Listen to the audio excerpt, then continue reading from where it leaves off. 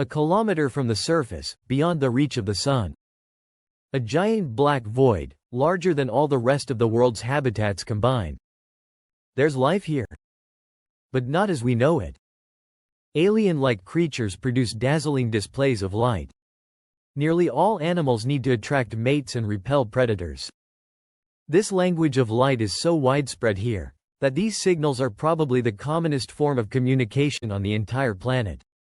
And yet, we still know little about them. Hunters illuminate themselves and, by doing so, attract inquisitive prey. This is fangtooth. It has the largest teeth for its size of any fish.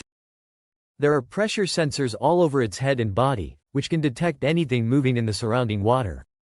It's the midnight zone's most voracious fish. But prey use light as a distraction. A decoy of luminous ink. Down here in this blackness, creatures live beyond the normal rules of time. Siphonophores are virtually eternal. They repeatedly clone themselves, some eventually growing longer than a blue whale. Down here, it snows. Continuous clouds of organic debris drift slowly down from above.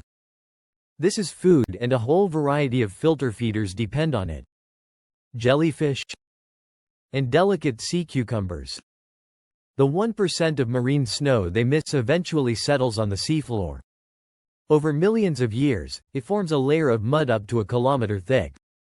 It's an empty plain that covers half the surface of our planet.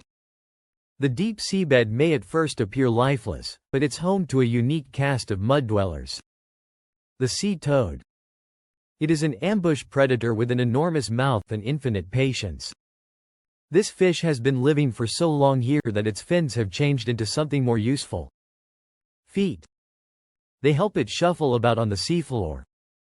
The flapjack octopus. It hovers just above the surface of the mud as it delicately sifts through it, searching for worms. But it can jet away at the first sign of danger. 1,000 million tons of sea creatures ascend from the deep ocean to search for food near the surface. They graze on the phytoplankton under cover of darkness. Even so, they're far from safe. Other marine hunters follow them, some traveling up from hundreds of meters below,